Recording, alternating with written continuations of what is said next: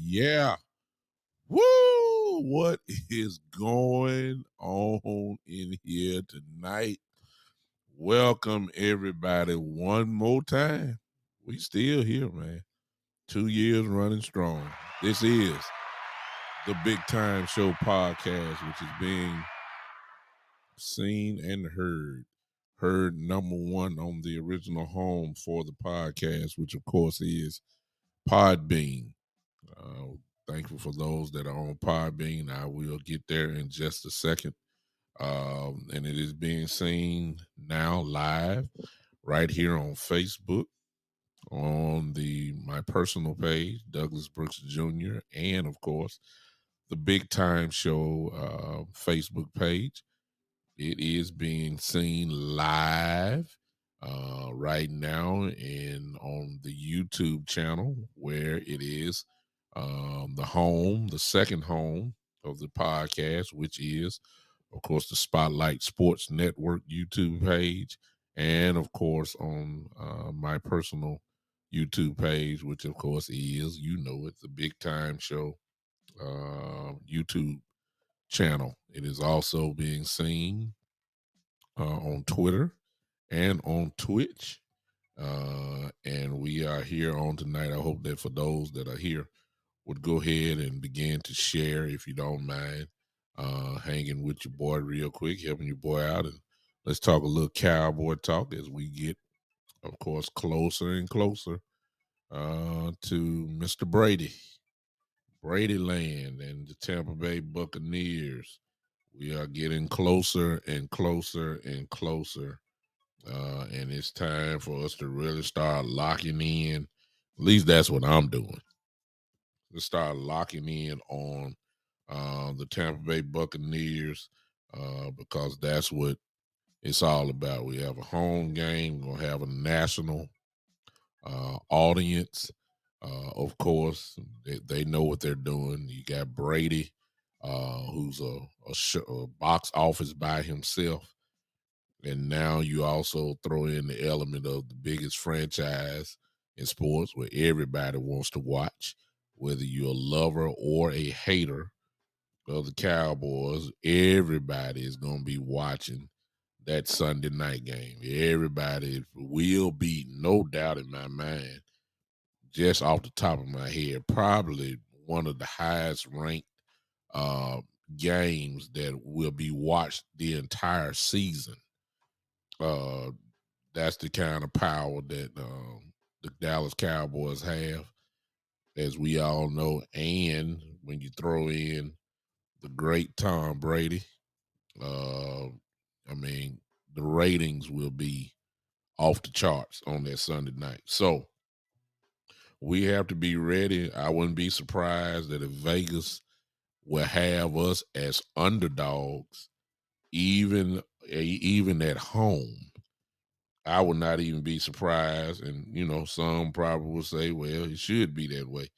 Uh, that's up for argument by itself. But I got a feeling that even at home, which you usually get 3 points, but I'm not sure that Vegas will give us that type of rating. So we're just gonna have to see what's going on real quick. What's up, everybody? Before I get started, let me come to Podbean real quick. Hello, Miss Ty, she's in the building. Greg, what's up? Greg, what's up? I got some people on here who are with me, but y'all ain't said nothing. I got folks looking at me, but you ain't hollering at your boy. What's up, Key? I see you, Tyler. I see some of you guys are here. I don't know why it is not showing up in the main comments section, though. I don't understand that with Restream, what's going on here. But hey, Dustin Acock, my old Kirby High School classmate, what's going on? I see you in the building. What's up? Let's talk, y'all. Let's talk. Let's talk. Let's talk. Let's talk. I'm trying to find a way for the Cowboys to win. What's up, Greg? I'm trying to find a way for the Cowboys to win game one. I'm not worried about the rest of the schedule. I'm worried about game one. The Tampa Bay Buccaneers, Mr. Brady, Mr. Todd Bowles, the head coach, great defensive guru. I'm trying my best to find out how are we going to walk out with a W in week one. It would mean so much to our team because number one, the confidence level. What's up, Joe? The confidence level would be crazy if we could pull it off. No doubt about it. If we could pull it off, that would set kind of an emotional type thing for this team that'll get them with the confidence level. To just say that we beat Brady. We ain't never beat Brady. The Cowboys throughout the years have never beat Tom Brady. It would mean something for Dak to have that on his resume. Say, hey, I beat Tom Brady. May not be in the Super Bowl, whatever, but I beat him. It would be big for us. So we got to figure out a way how we going to do it. You see the title for my show tonight. Those are in Podbean land. The show is entitled tonight, Substitutes for Tyron Smith. Now, we've already talked about the endless scenarios of ways that we can, substitute for Tyron Smith, from individuals to the world famous next man up status, saying that and all that kind of stuff. But there, physically, you trying to, it's pretty much obvious that Tyler Smith will be our left tackle. What's up, Jose? My brother's in the building. That we kind of know where we're going with that. It's really not about tonight because everybody's talked about who they think the line ought to be, who they think the left tackle ought to be, and so on and so on. I've already put that in there. So I put that title there because there is another way that we could substitute for Tyron Smith. There's another way. And this does not have anything to do with physical players. So I'm going to putting my hat in, and I'm gonna pull it from another direction. Most of you will look at my title tonight and think that I'm trying to put in a player here, and no. I think it's Tyler Smith will be our left tackle starting in week one, barring any type of crazy injury.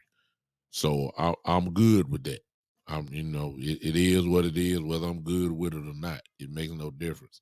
It is what it is. So here's my thing on tonight. Here's another way that we could substitute. What's up, Anthony? Substitute for Tyron Smith, I'm sorry. And here's where my mind went. My mind went to two places. And I hope y'all catch me here and just hear me out. And then you don't have to agree with it. You don't have to, side with it. But I just started thinking, everybody that has won has not had an all-pro team.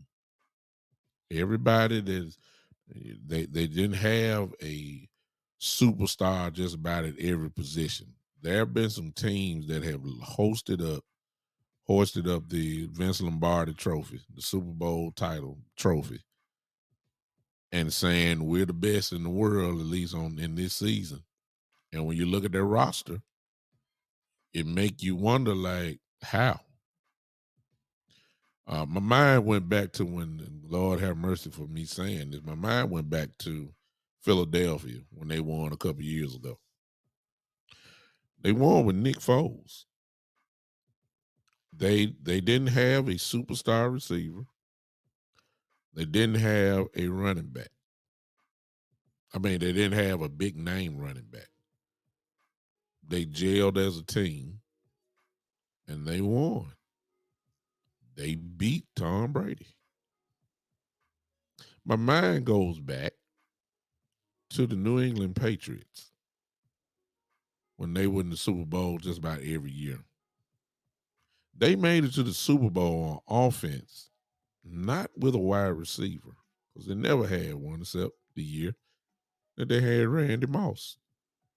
They never had a wide receiver. What they did have was an outstanding tight end. Usually they would have two tight ends. And they had an outstanding running game. And of course, the Philadelphia Eagles and the Patriots had good defenses. They won the Super Bowl.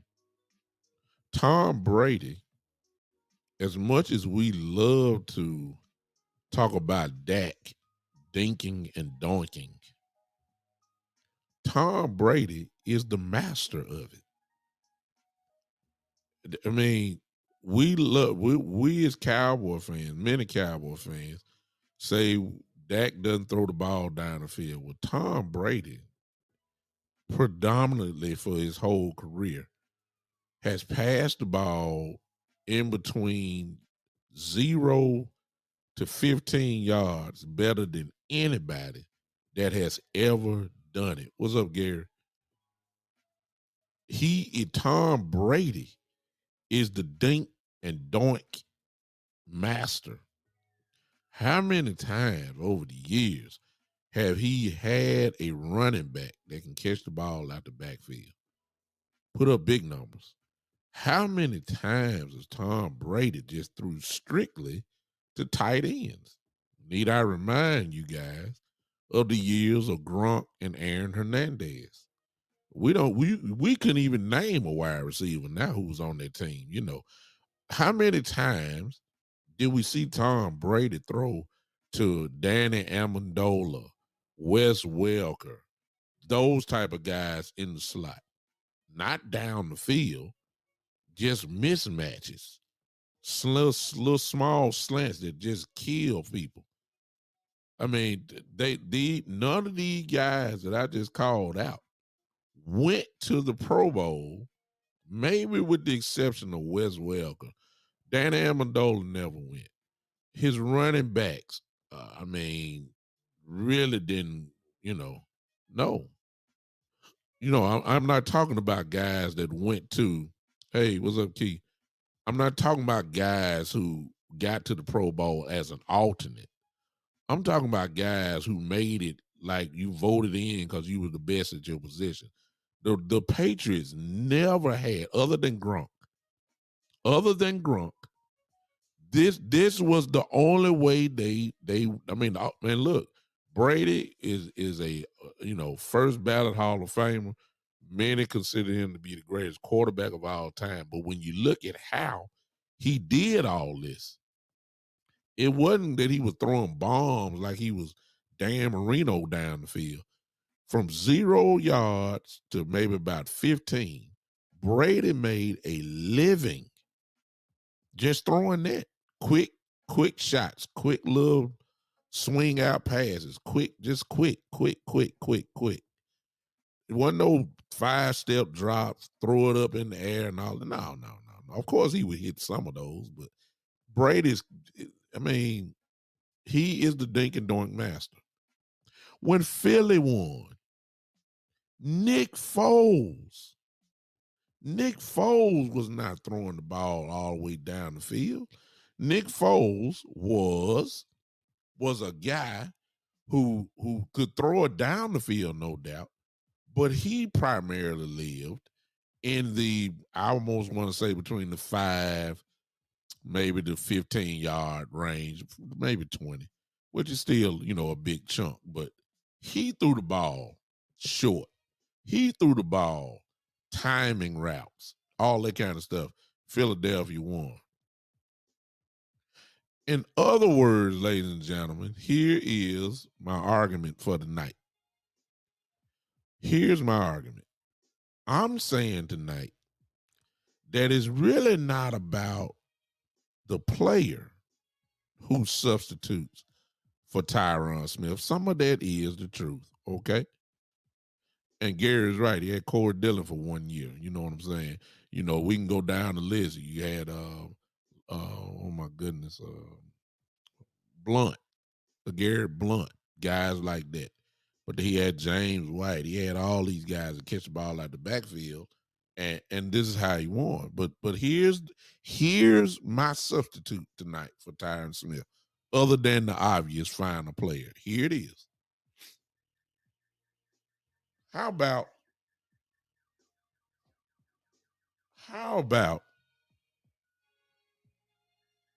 the way of the coaches? Think about the coaches. Tom Brady, you had Josh McDaniels. Philly won Doug Peterson. Offensive-minded coaches, guys that are considered to be offensive gurus, guys that were able to take guys who were not real good players, but not the best of the positions. They were able to formulate a system of how to win football games. Sean McVay, same way. Shanahan from the 49ers, the same way. They are able to scheme a way to win football games. That's all Josh McDaniels did. Josh McDaniels now with the Raiders, look, my God, look who he has. Devontae Adams. Now he has Hunter Renfrow, Darren Waller. So, you expect him to go crazy, but back when he was the Patriots, he ain't had number Gronk. Good wide receivers, but nobody that you going to say, oh, he going to the Pro Bowl. He's a first-team All-Pro. You never said that about them. It was about those guys knowing how to run an offense, knowing what to do, knowing how to scheme their way. The Patriots were the team that really invented this 12 personnel. It was Aaron Hernandez and Rob Gronkowski who just eliminated the need for a wide receiver on those years. They won championships from a 2 tight end set. Gronk was one of the greatest blockers ever, and Hernandez could block. But because they were such a threat going down the field, you didn't know what they were getting ready to do. Yeah, you might have known he was going to throw short. You ain't throwing no 50-yard bomb in there to Gronkowski. He too slow. You knew that. But Gronk finna go to the Hall of Fame in another couple of years because of what Tom Brady did. Run after the catch. Aaron Hernandez. And it was all schemed by Josh McDaniels, knowing your personnel, knowing how and what to do, knowing where to line these guys up, finding the best thing. What did Philadelphia do, y'all? Zach Ertz, Dallas Goedert, 2 tight end set. Zach Ertz was a threat. Dallas Goedert was a threat. Both could block. They can run pass. They could run pass. They can play action pass. They could pass, just flat out pass. 2 tight ends. Usually going to get linebackers on it. Linebackers can't hold the real good tight ends. Zach Ertz, Pro Bowler. Dallas Goedert, probably going to be one himself, probably maybe this year. Who knows? I'm saying these guys, Doug Peterson, knew exactly what to do because it was a scheme. They didn't have all the talent, but they had the coach who knew what he was doing. Yes, Sean McVay won the Super Bowl last year, but Sean McVay, nobody has never said about Sean McVay that he don't know how to call plays. He don't know how to scheme. It's just that he finally put it and won the Super Bowl based off, yes, scheme and talent. Sean McVay, brilliant mind, knows how to dissect a defense, find the weakness, kill folks. I'm just telling y'all. Josh McDaniels made a living off of it. Now he's the coach of the Raiders. The man got how many rings on his finger from being an offensive coordinator? At least 4. I mean, minimum 4. Sean McVay got a ring. Doug Peterson has a ring. See, you don't have to have all the talent, ladies and gentlemen. I'm leading in, of course. By now, some of y'all done figured out which way I'm going with this. See, talent alone, you can beat teams by scheme, play calling, putting mismatches out there. I just gave you 2 examples of 2 franchises that won the Super Bowl primarily using a 12 personnel setup. The Patriots with Gronk and Aaron Hernandez. Philly, Ertz, Goddard. They won. Can't take it from them. Much as I can't stand the Eagles, guess what? They won. Doug Peterson, scheme. Didn't have all the talent. Didn't have it. They grinded their way to a world championship. The Patriots, and when we start talking about the Patriots, you can't say it don't work because when you start thinking of the defenses that the Patriots had to see back then. Do I need to remind you guys of how awesome the Baltimore Ravens defenses were back then?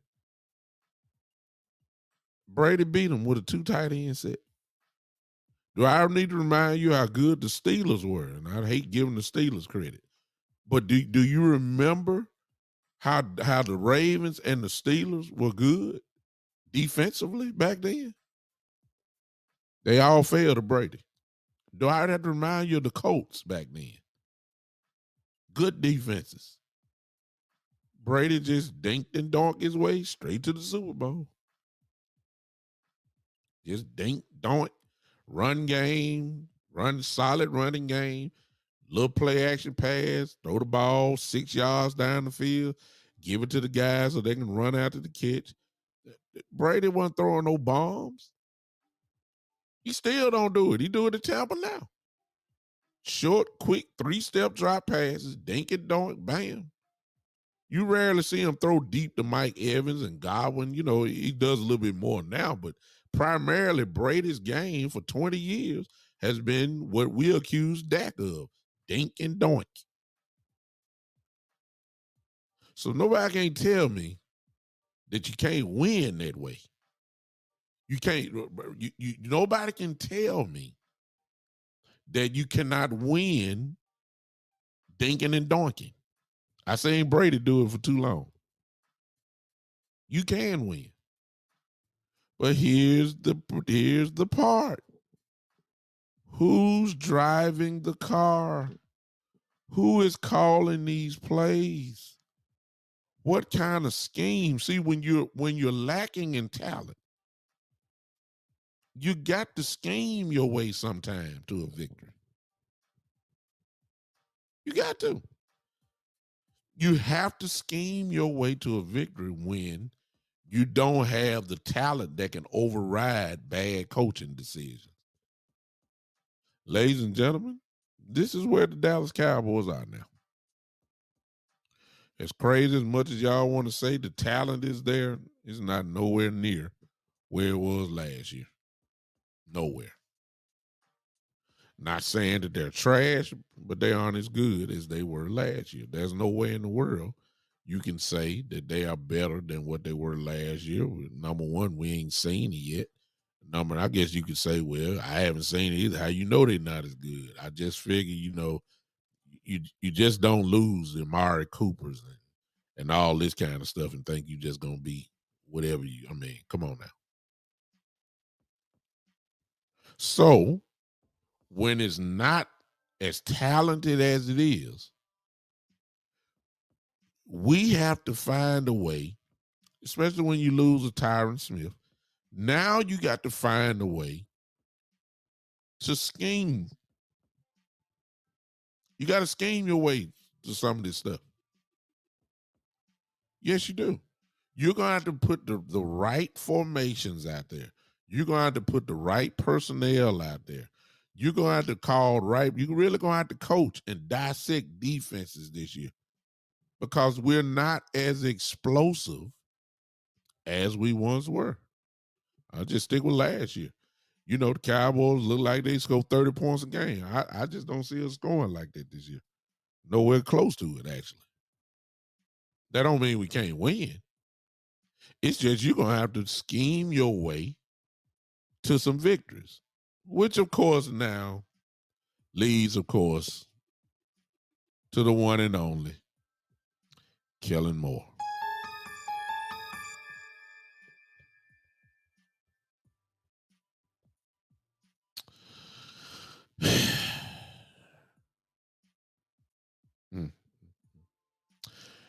Ladies and gentlemen,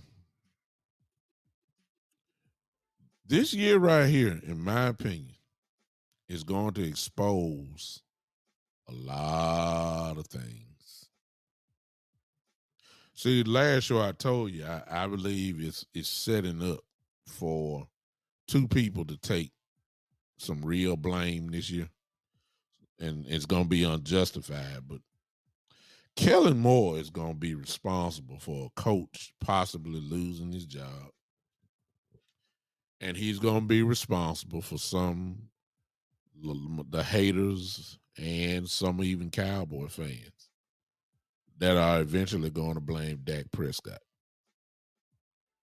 for not being, well, if you want to say, 45, 46, 4,700 yards, 37 touchdowns, all that kind of stuff. There's going to be a lot of Cowboy fans who are going to blame Dak for any mishaps. And of course, you hear this statement, well, we're paying him $40 million a year. He ought to be the man. He ought to pick the team up. He ought to do this. See, that's what you're gonna hear. And I'm saying this because I've seen teams win with less talent, but with great coaching. And I've rarely seen teams that have won big that have less talent and above average coaching. I just ain't seen it. I haven't seen it. I haven't seen it. And I'm telling y'all, this year is going to expose Kellen Moore one way or the other. One way is going to show he is an offensive-minded coach. He is pretty good. He's the wonder boy. It's either going to be that way or it's going to be the other way. And I'm not so sure that Kellen Moore's philosophy is going to have him looking like the hero. I've seen too much evidence of what Kellen Moore is capable of doing. I told you Josh McDaniels and Doug Peterson, Sean McVay, all champions. They schemed their teams to some victories. The Cowboys, this is the reason why I'm saying the 12 personnel, because to be honest with you, the 12 personnel to me, and you can argue it all you want, you guys can do better. The history of Dak Prescott says this. If you've been watching him since Mississippi State, and some of you have been Cowboy fans for a while, you can also remind yourself of the times when Dak Prescott ran no huddle, because he did that in Mississippi State. He was at his best when he ran no huddle. But one of the formations that he's always thrived in as being a Dallas Cowboy quarterback was this: 12 personnel. When he had Blake Jarwin and Witten out there at the same time, Dak excelled. You know, you had Cooper on one side, you know what I'm saying? You had when he has 12 personnel, 2 tight ends, he excels.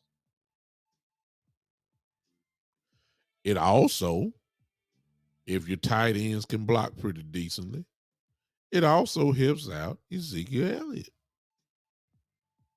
It also helps out Tony Pollard. 12 personnel helps out your line because you get to hit folks.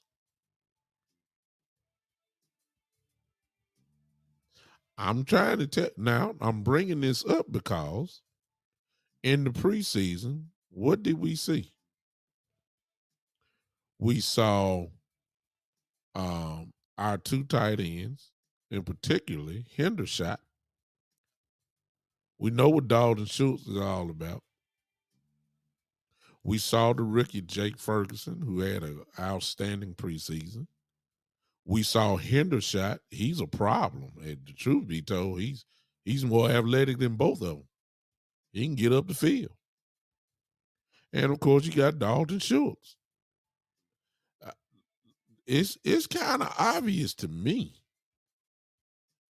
you know, where we're lacking in wide receivers until Gallup comes back, where we're lacking in wide receiver, this tight end room that we have, it ain't looking too bad at all.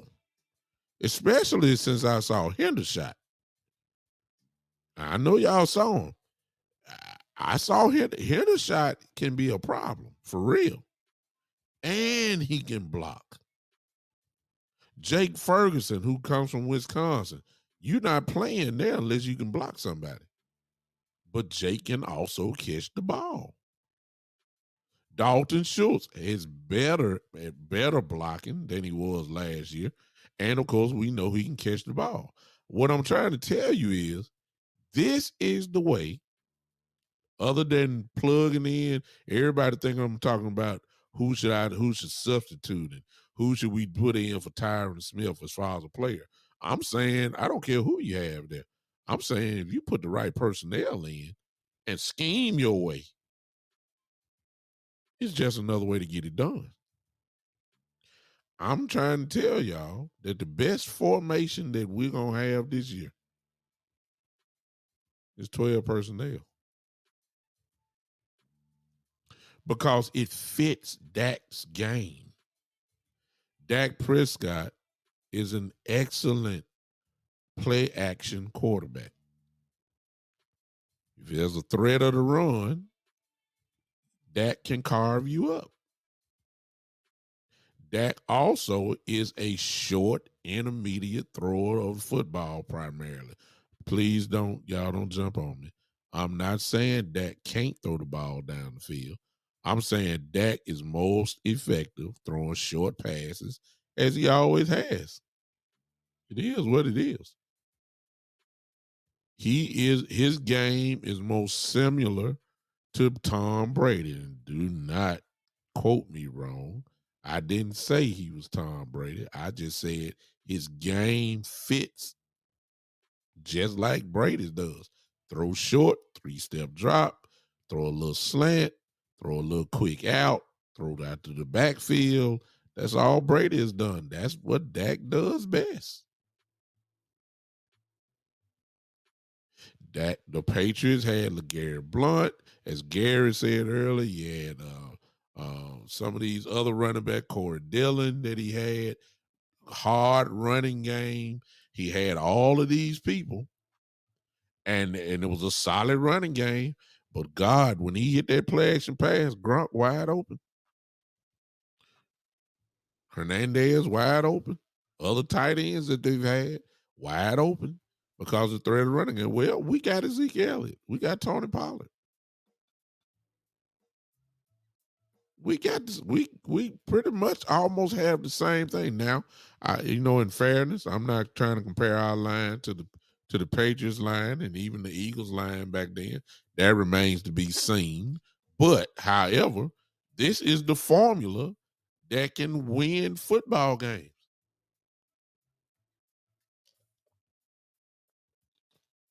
You don't know what that gonna do. I fully anticipate this year, to be honest with you. I've already said it. For those of you that play fantasy football, please understand that I guarantee you a lot of y'all have, if depending on what round you was in, some of you got Dalton Schultz as your tight end.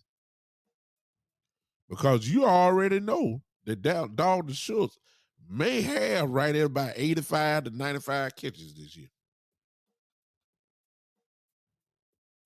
Seriously. Because he's going to be open. They're going to take away CeeDee Lamb, try to at least. And the number 2 and the tight end is going to be one-on-one with linebackers. And, of course, the number 2 wide receiver is going to be on the cornerback or whatever. But Schultz is going to be wide open. So is Jake Ferguson. And just in case Hendershot gets some time in, he's going to be wide open too. This is who Dak going to throw to this year. I really feel like this. CD still gonna get, his. When Gallup comes back, then we may revisit it a little bit. We might revisit it. Yeah, Joe. Joe just said it. See, I believe this as well. I believe that. Joe said Dalton Schultz will be our 1,000-yard receiver this year. I believe that. What's up? What's up, Saturday Night Smoke? I see you, man. What's going on? What's up, Lee? Miss Tweety? What's going on? Thank y'all for popping in on Podbean. I'm trying to tell y'all that, and listen to me. It's not exciting. It's not going to make a lot of ESPN top 10 plays, but it's going to win you football games if you do this right. If you do this right, you're going to win some football games because the 12 forget the shotgun with Dak and spread offense. Dak is functional in that. He can make it work. Dak can throw for a lot of yards out of that. That's not his best formation, though. That's not his best formation. his best formation is the 12 personnel. Because there's so much you can do out of that fits your quarterback game. Now, here's the problem, Kellen Moore. I don't know if all y'all agree with me or not. I'm saying because of the two tight end set, Dak loves to throw the tight ends. Loves it. He's very proficient in it. Very, very proficient. Plus, it's going to make Dak get the ball out quick. See what I'm saying? It's going to make him get out quick because you ain't waiting on no tight end to get open 15 yards down the field. You ain't doing that. You're going to get the ball out quick. Plus, if you're in 12 personnel, because the tight ends are good, you throw in Hendershot with that as well. Now, all of a sudden, your running game or the threat of the run is there. Obviously, you got all this weight out there. You can go push some people. This fits Ezekiel Elliott. 12 personnel is essentially is almost like a max protection in a sense as well. What's this? Look, my brother right on it, just like I am. He thinking just like I am. Listen what Gary said. We need extra protection with our struggles on the O-line. Do you see what I'm saying? See, y'all seeing what y'all seeing it. It brings that extra guys in. You can go ahead now. The only problem with that is, can our tight ends block edge rushers? Yeah, that remains to be seen. We got to see that. That's the only question. But because of all what 12 personnel brings to the table, play action pass, running, bigger blockers out there. This is how you substitute for the loss of Tyron Smith, simply by scheming the proper formations to attack defenses. Y'all thought I was going to talk about a player or Tyler Smith. No. This is the time where your coaching, if you got it in you now, if you really got it in you, this is where you can go ahead and change some things. Kellen Moore, my opinion, should be trying to do either 12 personnel or even 13. How about that one? Man, Gary, are you in my head? Lord have mercy. My brother in my head. Look at this.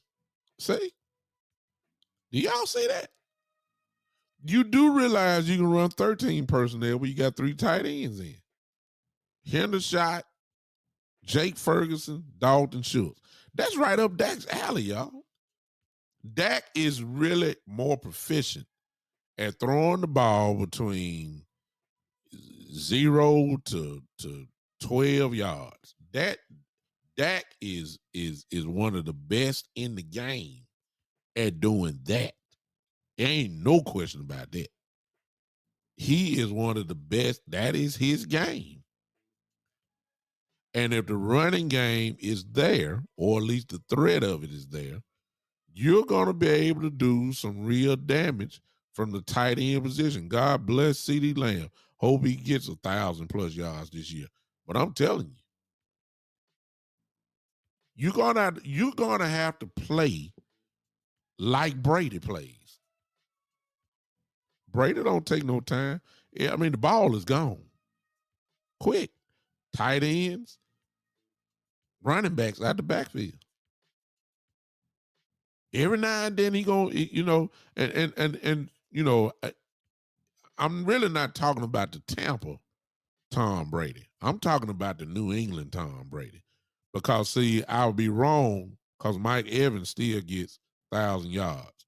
Godwin gets 1,000 yards. So obviously he's throwing the ball down the field a little bit more than he did in New England. I'm talking about the New England Tom Brady, where it was just flat out dink and dunk. That's all it was. That's all it was. That's all he did. That's all he did. The offense, in my view, should be a grinded out offensive football team. That's me. If we start trying to, we ain't gonna win no shootouts this year. We ain't built like that. We're not built like that. Yeah. I like what Joe is saying there. Joe says, and when we have all three tight ends, send Pollard across the field in the slot. That's the other secret weapon. I believe that Tony is going to get a lot of playing time out there as well, as far as in the slot, the wide receiver position. Everybody thinking he's going to run the ball a whole lot. But I got a feeling Tony's going to get a lot of work in the slot, a lot of work, even sometimes outside. He can do that. I've seen him do it. You know, another wild card, and we're not gonna put a lot of bank on, a lot of concrete on this. But when Turbin comes out there, cause see, he's the one that's gonna take the top off. It just opens up everything for the best part of Dak, which is if you get a wide receiver out there like Turbin who can take the top off of a defense, okay, he's gone. Here come everything in the middle. See what I'm saying? This is what Dak can do. This is what he's best at. Yeah. How many years have we seen it? Why y'all think Witten was catching all them passes? Because that's what Dak loved. Dak was doing at Mississippi State, throwing the tight ends. Yeah. It's obvious to me what the scheme ought to be. I ain't saying you don't line up a shotgun. And of course you're gonna do that sometime, but I'm saying Dak's best formation, scheme wise, because of all the possibilities that can come from it, is 12 personnel, and as some of you have already put in here, 13 personnel. For those that are just watching don't know, 12 personnel is when you have two tight ends. That's where the two come in. 13 personnel is when you have three tight ends in the game at the same time. Yeah, Greg. So you see what I'm saying? But I ain't the coach. Okay, I'm not the coach. And the things that we should do, Kellen Moore does the opposite. So I don't trust Kellen Moore. Y'all might, I'm cheering for him, because it's my team. I hope that his idea of offense this year is not what he always does. And that is, number one, have Dak throwing the ball between 47 and 50 times a game. That's number one. And number two, I hope that he comes and realize the talent that you have and what fits best, because this is what Josh McDaniels did. This is what Doug Peterson did, and this is what Sean McVay has done. You look at the ingredients that you have, and you give the best opportunity for them to make plays. And lining up in the shotgun that's not it. We ain't got the talent. We don't have that type of talent. He's gonna have to scheme his way this year. He gonna have to look. It starts week 1. I told y'all I ain't looking at week 2, 3, 4. I ain't looking at that. The scheme starts at week 1. Why am I saying that? Todd Bowles, my goodness. Do y'all know who Todd Bowles is as a defensive man? Todd Bowles is going to test every facet of this team. Like you going to test. I guarantee you, Todd Bowles is already licking his chops. Oh, Tyron Smith not in? Who they putting over there? Tyler Smith. Or Ricky? Oh yeah, we finna load up the blitz over there. We finna try to mess with his eyes. We're gonna run stunts. We're gonna put two rushers on the same side. Hopefully he'll pick the wrong one and the other one going. Oh, they finna mess with him. Oh, y'all want to know how good Tyron Smith is? We finna find out week 1. Because if I was the defense coordinator, that's exactly what I would do. He's a rookie. He's a rookie. Yeah, I'm gonna find out who this dude really is. Oh yeah, we got a defensive guru, and you're going to get the ball out because the blitz coming. You got Vita Vea. Let's go and start breaking some of this stuff down. I tell you, I'm just in week 1. You got Vita Vea going against Tyler Biadasz. Y'all already know who got that matchup. That's Vea. Okay, that's Vita Vea. You got Shaq Barrett on one side, and then you got probably Pierre Paul on the other side. I believe Terrence still can get the job done. It remains to be seen about Tyler Smith. I believe the kid is going to be awesome, to be honest with you. But it remains to be seen. Huh? Gary, if they put Josh Ball in there, man, at tackle, we in trouble. He's not ready. He's nowhere near ready. And if Ball starts off, Gary, there, what they let me know is they don't want to win, and you like having your quarterback in jeopardy with his life. Because Josh Ball gonna get your quarterback hurt. See? Gary says either Biadasz or Connor McGovern in center.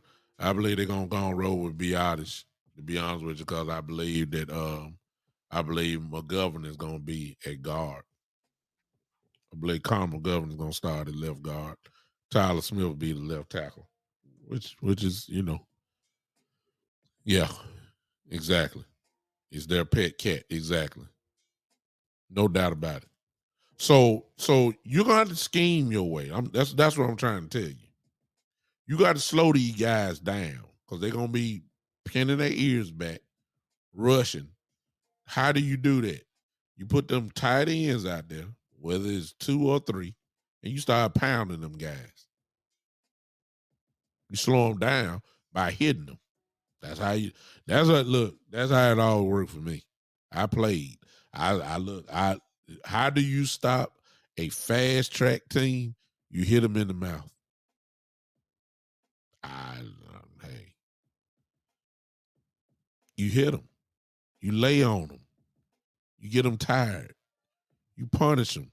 You don't punish a team by hiking the ball from the shotgun and your offensive linemen are playing on their heels. No, that's not how you punish them. You punish them by running the football. Lay on them. If you get 2 yards, so be it. You ain't gonna get 20 yards every time you touch the ball running the football. Whatever it takes to stay committed to the running game. And it's going to open up everything as far as 12 personnel goes or 13 personnel. I'm talking about you got to get physical and you got to stay consistent. And this is the best formation for your quarterback because it fits his wheelhouse. Throwing short, intermediate passes. 12 personnel allows him to do that. This is how you beat teams. This is how I think we're going to beat teams this year. A split eye, a split eye formation, a regular eye formation, these type of things, a weak eye formation, a strong eye formation. Get pound guys, pull the fullback in there, let them get some of it. Shoot them in the hole. Let Zeke, Zeke, want this single back thing, and I'll look, forget all that. Pound guys. That's the way I feel about it, y'all. Now, y'all may see it differently. I just feel like this is the way, especially for week 1. Especially for week 1. This is the way that we got to go at Tampa. That is the substitute for Tyron. It's not necessarily a player, sometimes the substitute is scheme. And that means that we're in the hands of an offensive coordinator that most don't trust. This is in the hands of a coordinator who at the end of a box score, you look and see how many times Ezekiel Elliott carried the ball. 12. You look at that and see, okay, how many times Tony Pollard carried the ball? 4. This is who we are depending on to drive the car. That dude. But when you look at the box score, Dak Prescott has thrown the ball almost 50 times a game. This is the guy. And I'm sorry. I pray to God that is a change.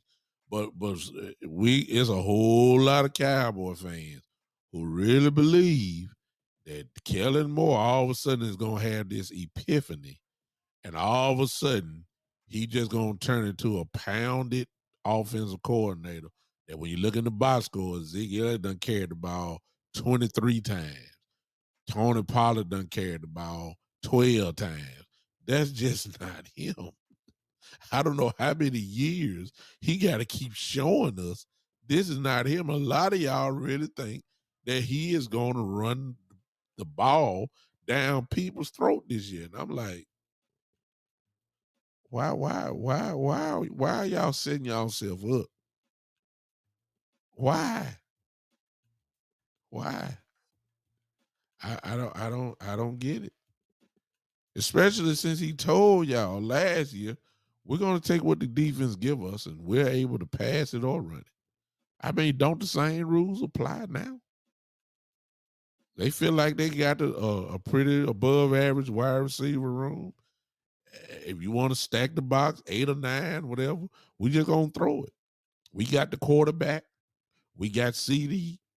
We got a good wide receivers that can beat people. We're going to throw it. And you already know every week, you know Ezekiel is going to see an 8-man box. Y'all know that.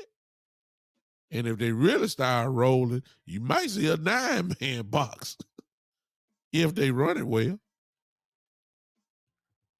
So it's just programming that. Oh, y'all running 8. I got one-on-one. I got one-on-one with Cooper last year. I got one-on-one with Cooper and Lamb and Cedric Wilson and Gallup come in. Oh, yeah, we throwing the ball. Now all of a sudden, y'all really believe Dak gonna ignore what he's saying and say, I don't care. I'm gonna run Zeke right into this wall for 1.5 yards. No, Dak gonna change the play. Dak is going to throw the football. Y'all know that. Y'all know it. Y'all don't try. I don't know why. Look, I'm sorry. I don't mean to be negative, but I'm just saying what you want from Kellen Moore. A lot of y'all getting real hype. Y'all really are. Y'all getting hype. And I think I'm getting hype his first game of the year, but I don't trust Kellen Moore. I got too much evidence to say that he ain't gonna do what everybody thinking he gonna do. I don't see it. I don't see it. And sooner or later, y'all, we're gonna have to come to the grips that it is what it is. Kellen Moore is a finesse offensive coordinator. He's pretty. He's not get in the dirt type of offensive coordinator. And I'm not knocking him because his track record speaks for itself. 30 points a game, number 1 offense in the league, all that kind of stuff. You can't knock that. Hey, it works. For him, it works.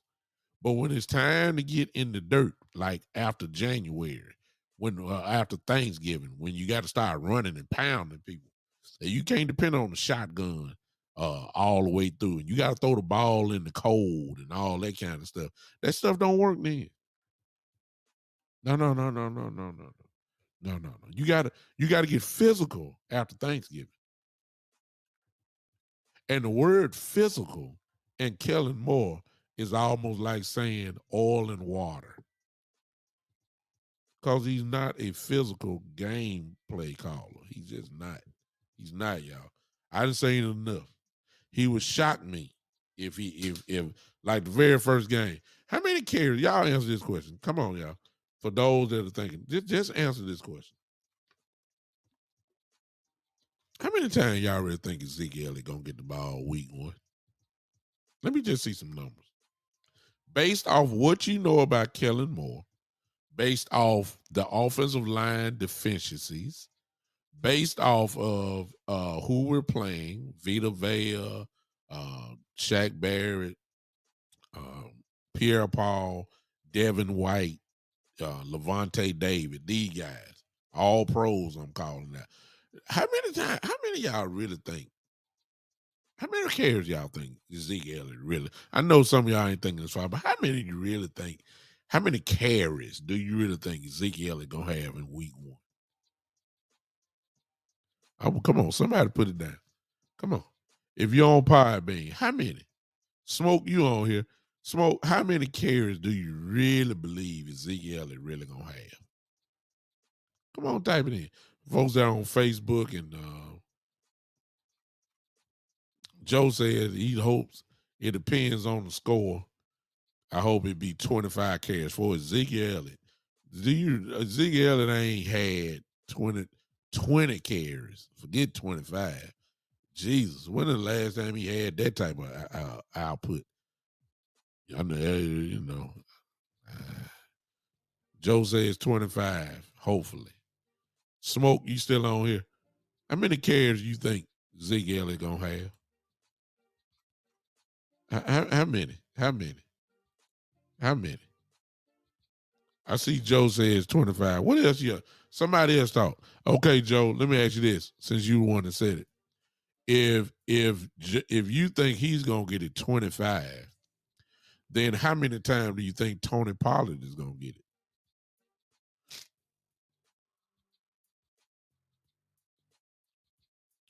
Okay, my brother, oh JD, man, JD's in the house. I ain't seen JD in a long time.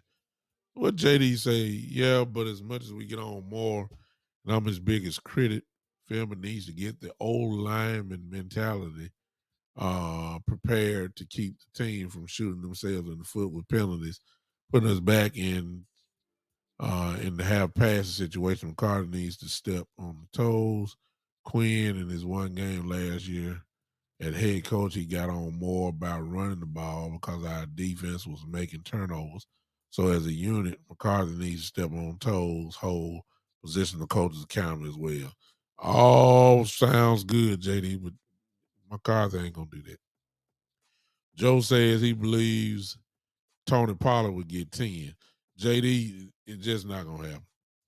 Because if that would have happened, that would have happened last year. That would have happened the year before. I never will forget, just to show you how raggedy Kellen Moore is to me.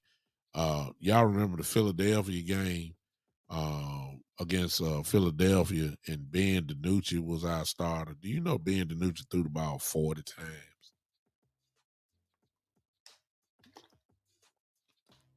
I said Ben DiNucci.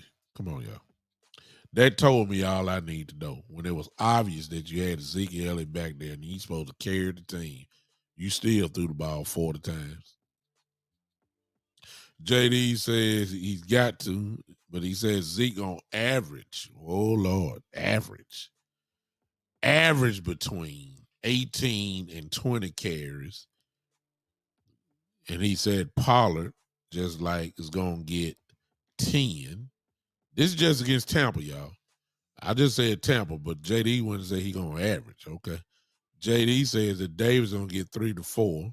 So from what JD's saying, that's 20, 10, that's 30, and we'll go with the top. That's 34 carries in the game. Man, they sound not like Kellen Moore to run the ball 34 times. And please, nobody don't say nothing to me about, well, he ran it in preseason. Like, I don't want to hear that. He didn't have the personnel of a Dak. And please understand, they're going to try to let Dak shine now. Come on now. And I don't want to hear that. Lindsey Bryant, what's up? What's up, brother? He says 18 to 22 carries for Elliott. And then he says 10 to 12 for Pollard. So really what everybody here is thinking is that you really believe that we're going to run the ball right at 30 times a game. That's what at least that's what I'm catching. I won't be honest with you. I hope so. Because if we run it 30 times, they tell me that the game is working, the running game is working, and it is efficient, and it is a commitment to it. I just ain't never seen it out of Kellen Moore. I'm sorry. It all sound good, but I got to see it, man. And what I've seen out of Kellen Moore, I'm telling y'all, you can try to fake and flodge as much as you want, but sooner or later the real you got to come out. What is the real Kellen Moore? Pass happy. Y'all, y'all might as well agree with me. Y'all don't watch the TV like I have. He's pass happy. And the idea of me thinking all of a sudden like he's just gonna flip the script for 17 weeks, I just can't see it. I can't. And I believe that week one, I believe week one is gonna tell you exactly, give you a preview of what I'm talking about. JD says, no one thing we need at least get a veteran swing tackle. I heard about this kid from the Jets who the Cowboys somebody have leaked it out. Somebody, you know, somebody has leaked it out, and now there's a rumor going around that Cowboys want this kid from the Jets who's been previously injured. That's a qualification for Stephen Jones. If you've been injured, he'll sign you up. If you are a high pick, but you were injured, and now the team don't want you, you're a prime candidate for the Dallas Cowboys. You got to be injured because you're qualified as being cheap. You don't cost much. That's what he like to do. All right. But remember what I said before, which is what I said: substitutes for Tyron Smith. Not necessarily a player, because I'm getting ready to open up the lines now. It's not necessarily a player. It's scheme sometimes. The scheming of an offensive play caller can actually substitute for the loss of players. That's what we're going to have to depend on Kellen Moore. As I said earlier, just to recap, I believe that 12 personnel primarily, somebody in here said 13 personnel as well, but primarily, I really do believe that 12 personnel is the best formation this year for Dak Prescott because it opens up so many different things. Jake Ferguson is a blocking tight end as well as a great catcher of the ball. Hendershot is a good blocking tight end, and he can catch the ball. Schultz is better than he was as far as blocking goes, and we all know he can catch. You really have a chance to fit Dak's game into his best way of delivering on a game by running 12 personnel. He's a short intermediate thrower of the football.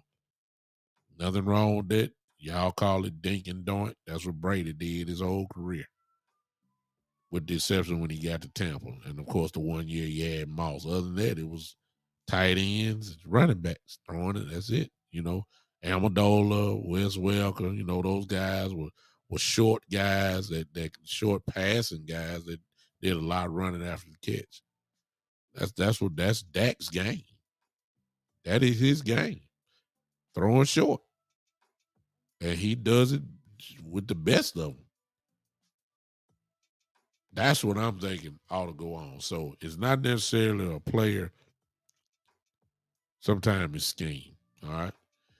Phone line is open now. There it is. It's on the ticker there. You can call in right now if you want. You can call in right now if you want. 901 654 6853. You can call in if you're on Podbean. You can call in as right well. now if you want. Turn that thing up, okay? You can call in and we can talk about. Hopefully, you can disagree or agree, or you find out, throw in your bid for what you think we ought to do. I'm not talking player wise tonight. We all kind of know what direction the Cowboys are going. I believe everybody. Let me see what this is. 0396.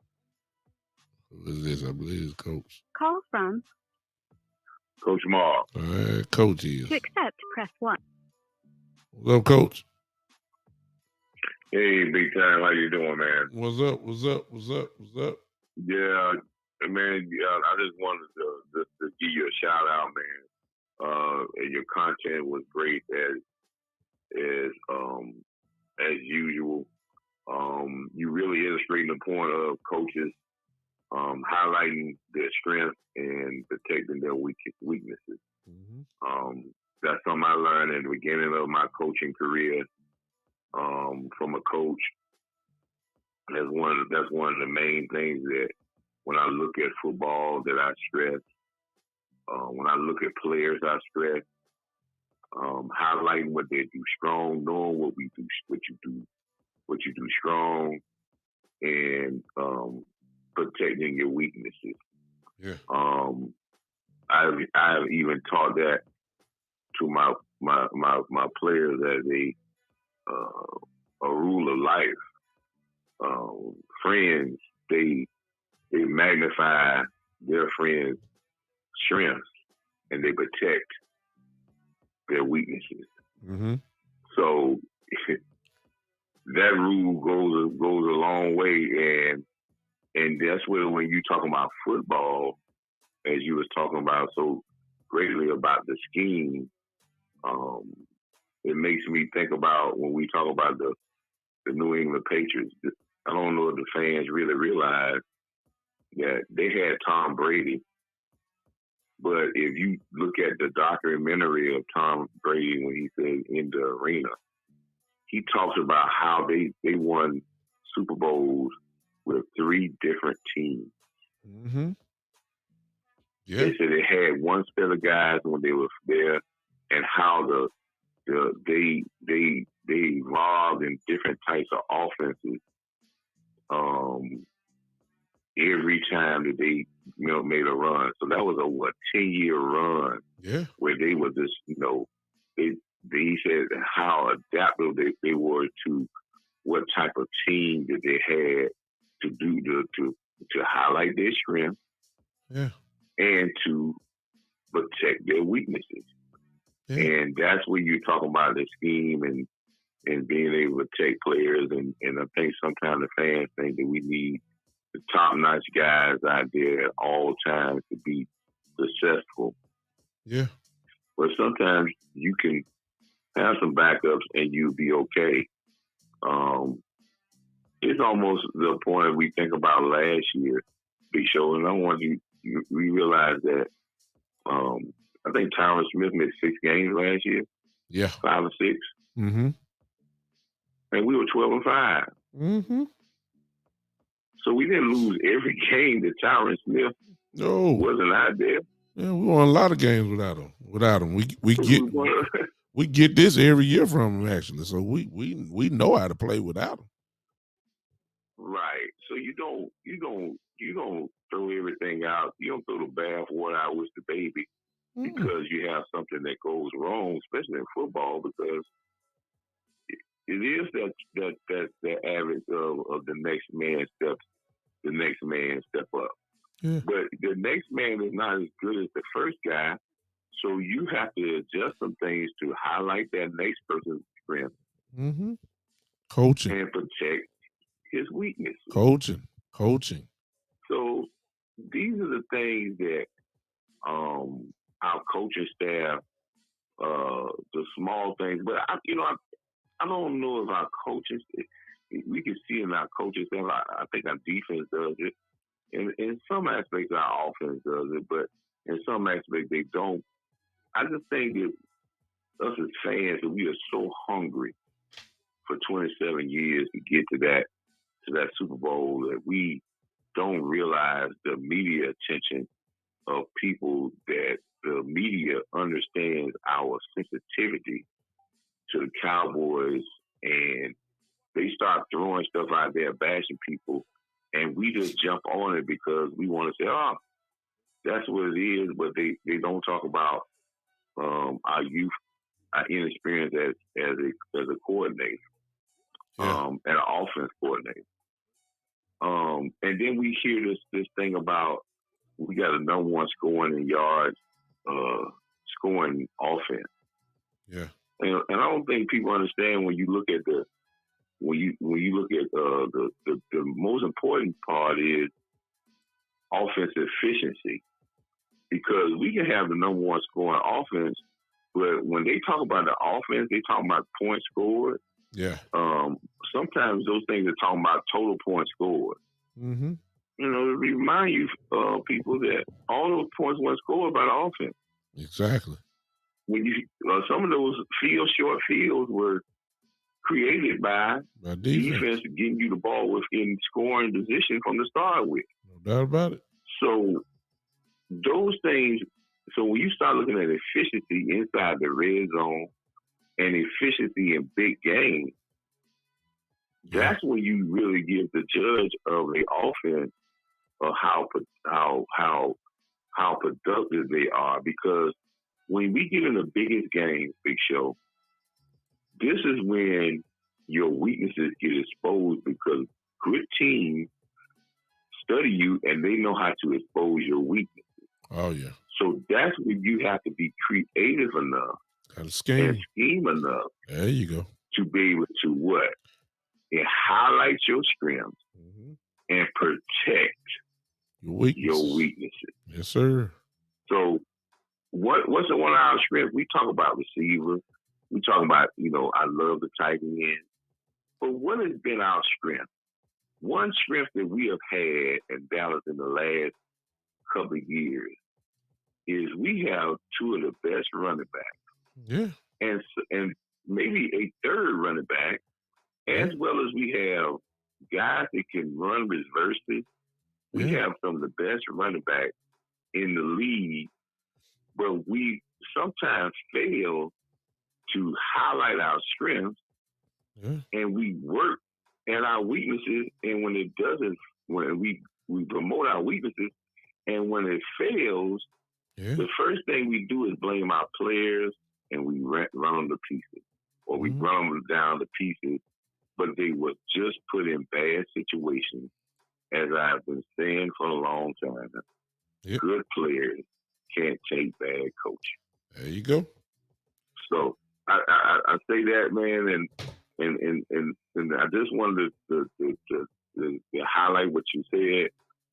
I've been very disturbed today, and I wanted to get this Cowboy thing with this cut down and the total disrespect of what shows on film and politics in certain areas is really disturbing to me. I had a good friend of mine who played professional football, played for 11 years, named Mike Jones. Me and him went to college together. Went to high school together, and he played. But he always told me, he said, Marvin, there's a lot of political stuff in the NFL.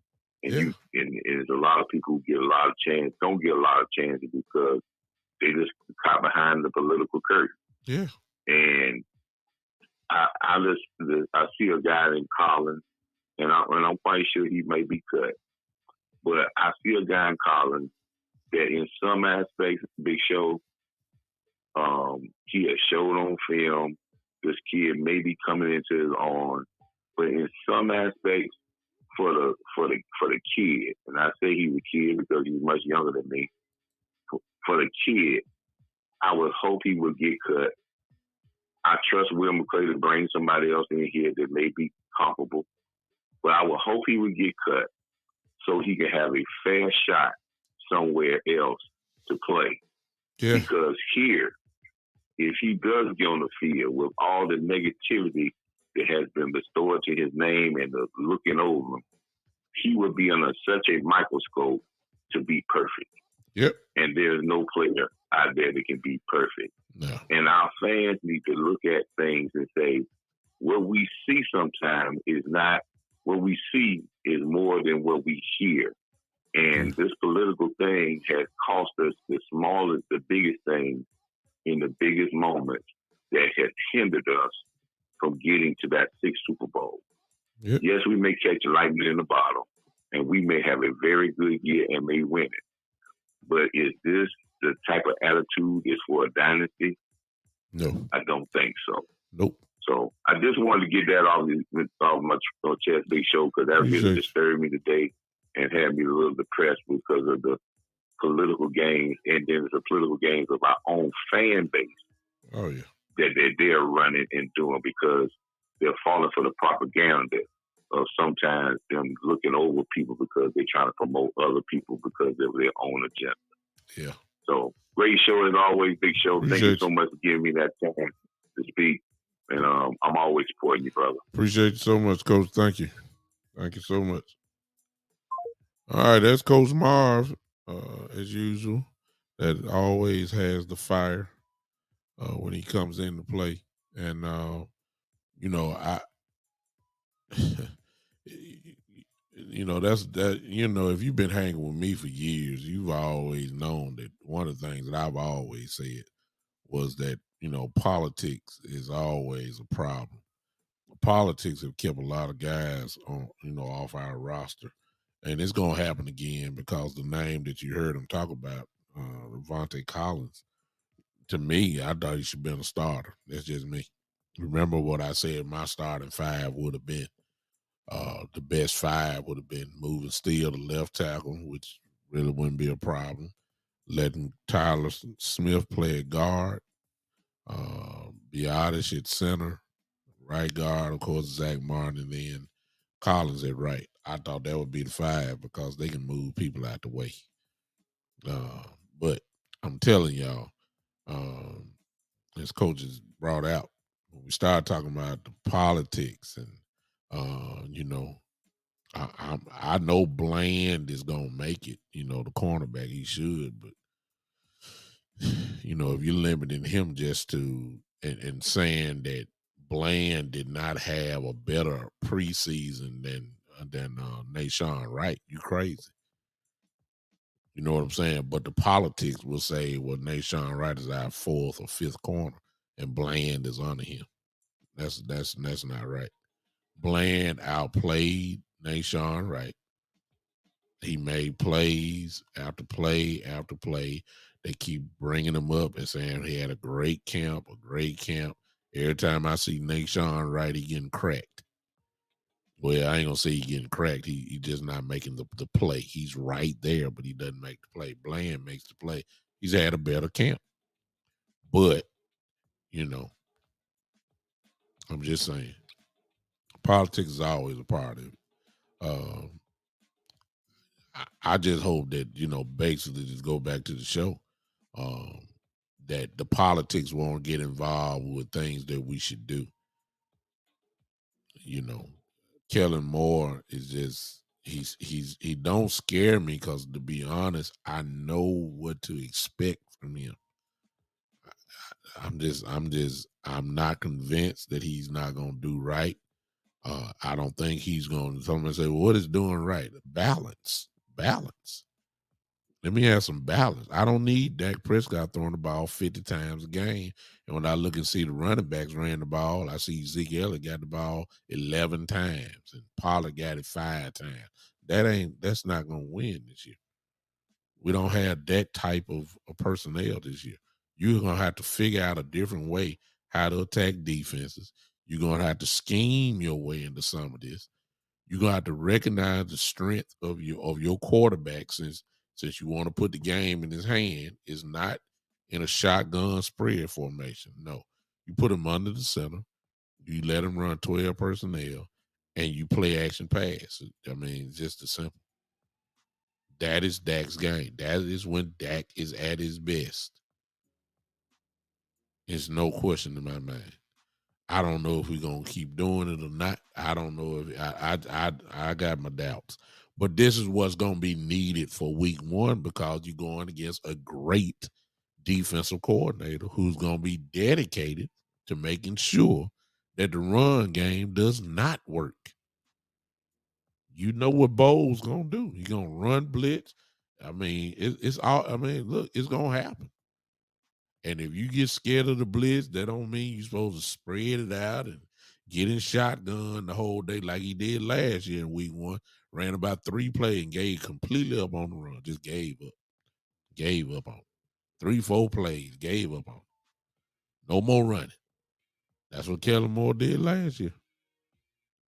Hopefully, because of the lack of offensive wide receivers that we have, that we didn't have, we started, I believe, with Lamb, Cooper, and Gallup starting off. Well, we don't have that nasty threesome. We don't have that this year. I hope that the lack of it forces us to run the football. That's what I'm hoping for. But like I said, I just do not trust Kellen Moore. I just do not. Y'all might, and I hope that I can have a different attitude if he showed me. But I didn't seen enough from Kellen Moore. I don't trust him at all. All right, you can call in real quick. If not, I'm gonna go ahead and get on out of here. I'm tired. I done worked all day. I'm a little sleepy. But if you want to have a call in, y'all come on, call in real quick. If you're on Podbean, you can call in as well. Smoke, I appreciate you on the show. Get ready for Tampa Bay, y'all. This is what we got to start figuring out. It's no more preseason games. Everybody's talking about McGovern probably being the left guard. I hope he's ready. And if they're not ready, then you got to scheme your way to help them out. Yeah. This is what coaching is all about. You got to figure out a way. If he's better at run blocking, run the ball his way. It's just that simple. There's nothing else to talk about. All right. All right. I appreciate you guys. I'm gonna go ahead and lay it. I'm gonna go ahead and see you guys and set you up for I'll be with you guys. Well, I believe I'm with West Coast tomorrow night. I believe I am. Tomorrow night, for those that will tune in, I'll be with West Coast on his show probably tomorrow night. From my understanding, I believe we will do it tomorrow. And we'll be talking, of course, Cowboy football. What else is there to talk about? I mean, I could talk about a lot of stuff, but it's showtime now. Appreciate you, Joe. Appreciate you so much. Let's hang with me tonight. Thank you for hanging with me. I'm sorry, on tonight. I'll be with you guys possibly tomorrow night with West Coast. If not, my show will be definitely on this coming up Saturday. There's a lot of rumors going around talking about who we gonna pick up and all that kind of stuff. I guarantee you by Saturday, for those that who we will pick up, they'll be picked up by this week. They got to get in there and learn some things. That don't mean they're gonna start playing, but they definitely got to get in and start learning some things. All right. All right. Well, thank you guys for hanging with me. You see all the ways that you can support the podcast there. You can see it there. Cash App, $ the Big Time Show. If you want to get a subscription, which will a monthly subscription, is the Big Time Show 3.supercast.com. You see on the YouTube channel, the Big Time Show, Twitter, at Big Time Lou. You can follow me there. Twitch, Big Time _73. These are the ways that you can support the podcast. These are the ways that you can help keep keep the podcast growing. I would appreciate you guys if you would support me that way. But I appreciate you giving me your time and your ear. And most of you have worked all day. And go ahead and enjoy the rest of your evening. I'm out of here on tonight. Thanks for hanging with me. Sometimes, ladies and gentlemen, it's not players. It is scheme. Now, y'all didn't think I was coming like that today, but that's talking to a football man, so I know what I'm talking about. Yeah, ladies and gentlemen, thanks for hanging. I'm out. The Big Time Show.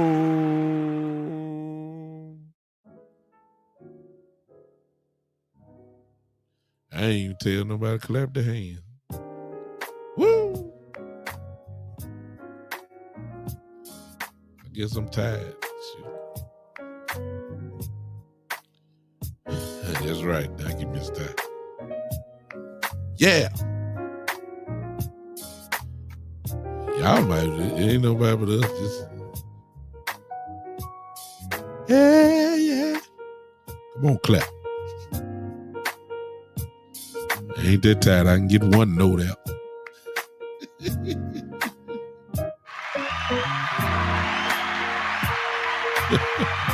What does that emoji say? What is that? I don't know what they say. What is that? Oh, yeah. Okay. I got it. Look like a nail and a hammer.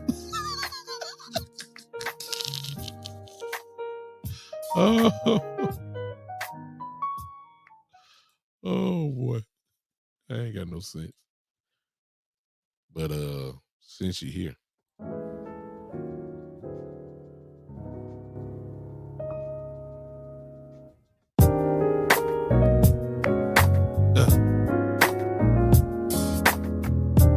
One more time.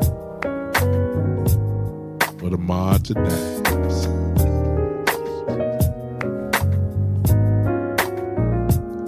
Ooh-wee.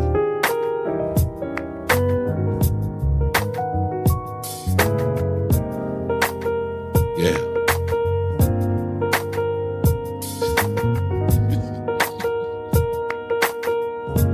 The Big Time Show. I can't even get that show out.